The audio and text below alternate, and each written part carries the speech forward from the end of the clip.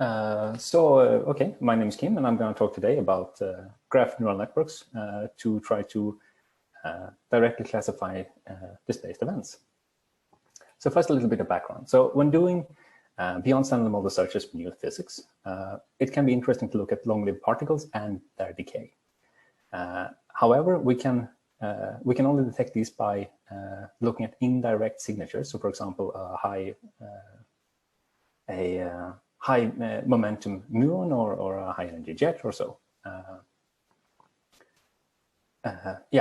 So when the decay is soft, those signatures go away and we can lose efficiency quite rapidly. So if we could instead directly identify the presence of an interesting displaced decay in the trigger, we could recover this in efficiency.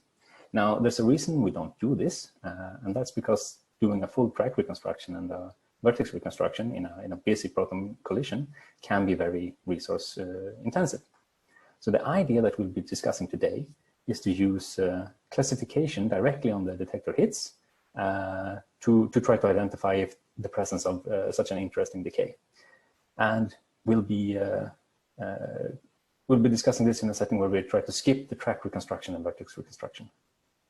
And then on the right plot, you can see an example process where this could be of interest, where you can extend the reach for the search when you have this kind of soft decays. Looking at the physics challenges that we are facing, we know that many heavy standard model particles, they decay very closely to the interaction point, but there are already sources for displaced vertices. So these can be long-lived mesons, for example, or that can be when a particle interacts hadronically with the detector matter. And this can be reconstructed as displaced vertices from time to time. Fortunately, those known sources of displaced vertices are generally low mass, and many new theories for models beyond the standard model predict long-lived particles with high mass displaced vertices. From the machine learning side, we have three big problems that we need to address, and the first being that the position of a single hit carries very little information. It's rather the relationship between all the hits that is of interest. And secondly, we have a variable sized event. So the collision produces a variable amount of tracks, and this then produces a variable amount of hits in the detector. And then finally, since the relationship between the hits is the fundamental interesting unit, we can't really fit this kind of event structure into a neat grid or so.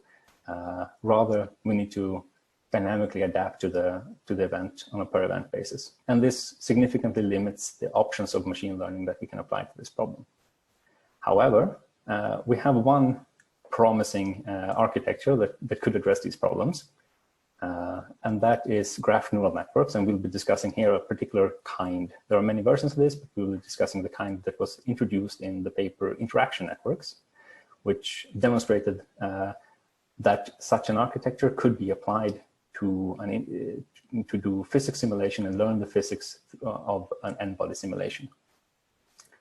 That work was later extended by the HepTrack-X project to demonstrate the promising performance on track reconstruction. So what then is a graph neural network, and how does our particular implementation work? We can think of this this version of graph neural networks to be similar to how a convolutional neural network operates, but with two significant changes. And the first is that we don't have the classical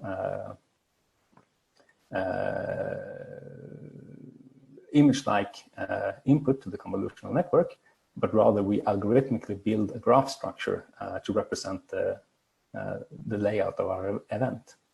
And secondly, the convolution operation in the convolutional neural network is replaced by two sub-networks with learned parameters. And these are applied. So now we consider the relationships in the graph, the segments in the graph as lists, essentially. And we apply these networks across the list of segments and across the list of nodes to generate a new representation for the nodes in our graph. So the implementation that we are using is based on the HepTrack-X implementation, but we also add the aggregation network from the original paper. And this aggregation networks lets us produce an event-by-event prediction, summarizing the whole event. Additionally, we also use the per segment output, but this we only use in training to help the network understand the structure of the problem. So during training, we use both per segment data and per event data, but during evaluation, we only extract the per event prediction. And then I would also like to briefly mention just that when we build this graph algorithmically, we do this based on the angle between the hits and where that segment then is extrapolated across the beamline. And with this, we can tune what the track parameters that we include or reject. For the data sets that we are using, we produce these by simulating them using MagGraph and Pythia for event generation and showering.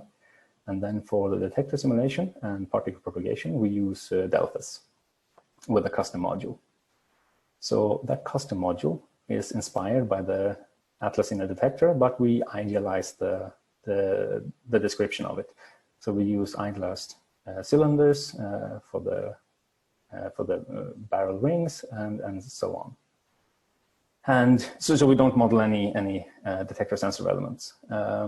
And this means also that the intersections between a particle track and the detector surface is stored as an exact crossing. And we don't model noise processes. For the particular process that we'll be studying, we have taken a process from the supersymmetry theory, and you can see an example of it in the top right. I will be using both the proton-proton version and the electron-positron version of this process.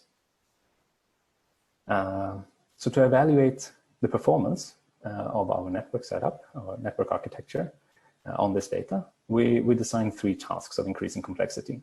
So the first task will be using just toy data, 2D toy data, and see how well the network can reason about displaced versus prompt events. Then we'll be scaling this up to, instead of using toy data, using a realistic physics process. And then and we'll be looking there also how that network behaves in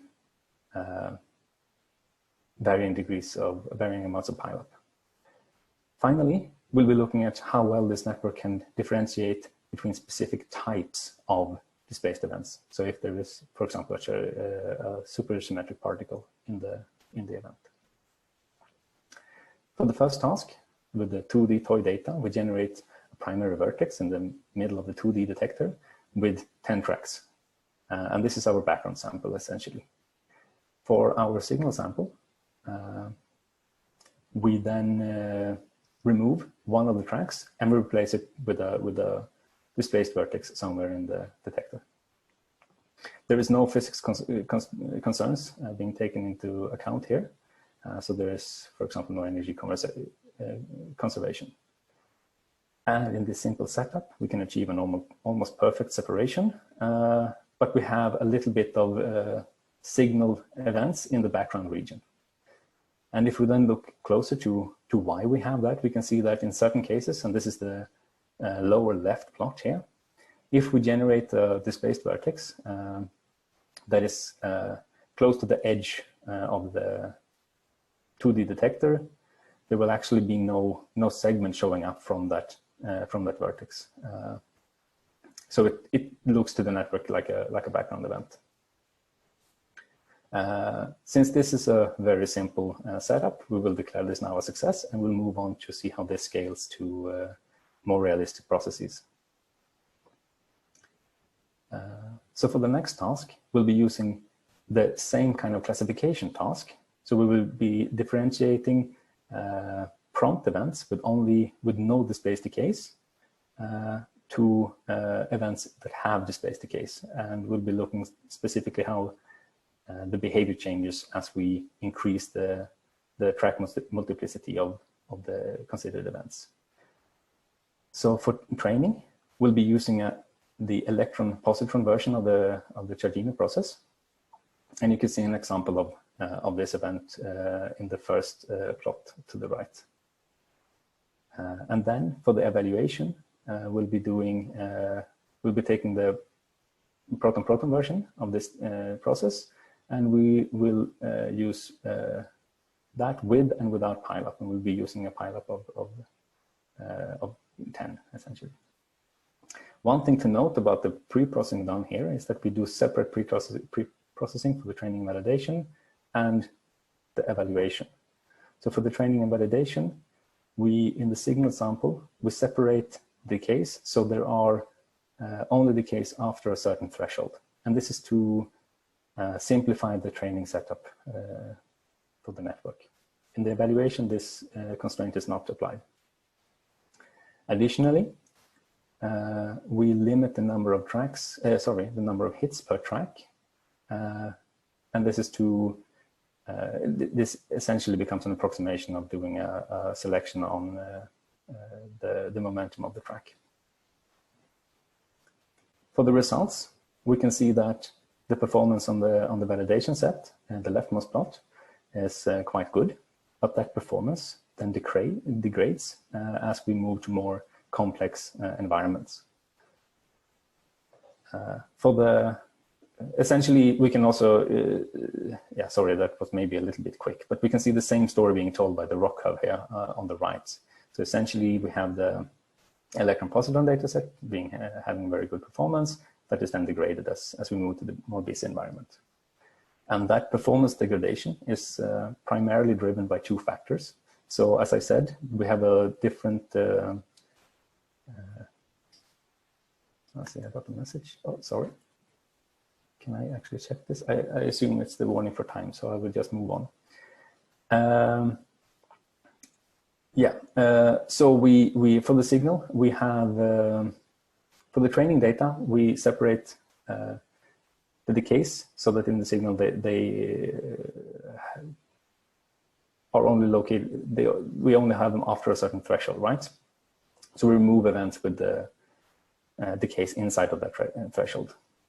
So that is, since that effect is not present in the evaluation sample, that is sure to affect the performance of the network then.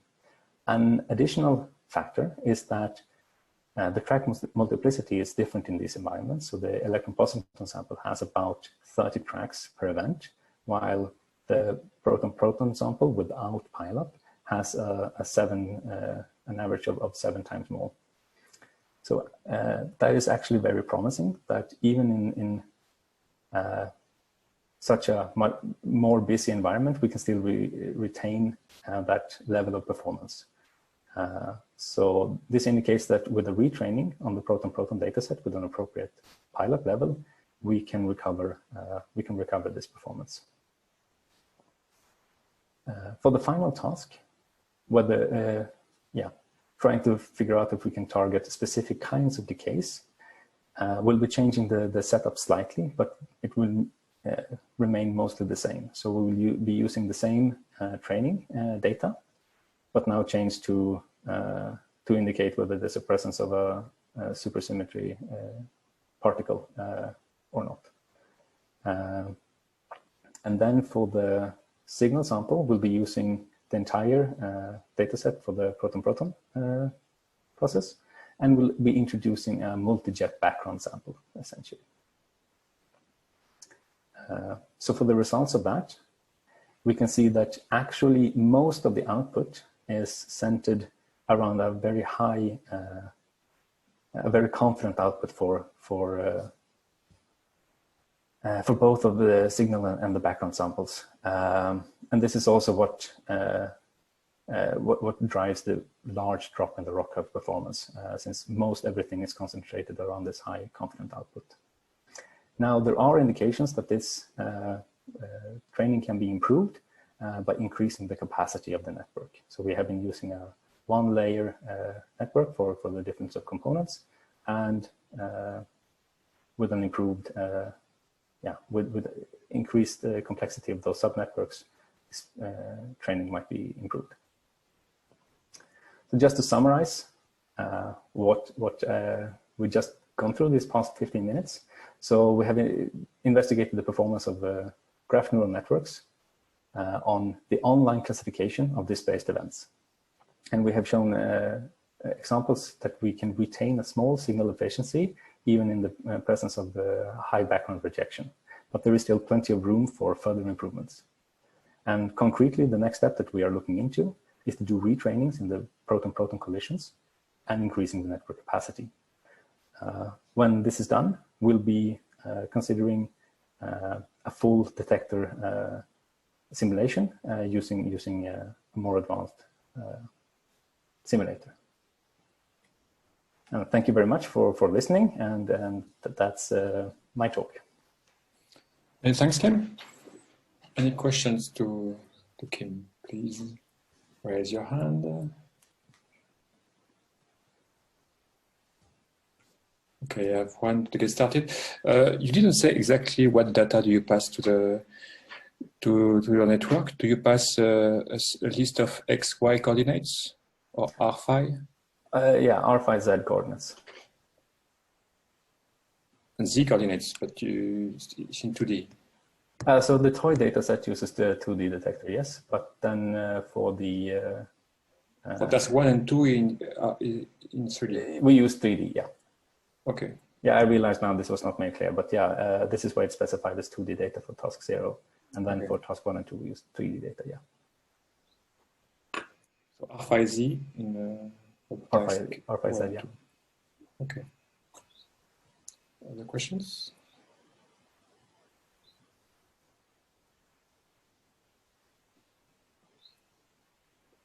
Okay, so thanks a lot, Kim. Can move on to the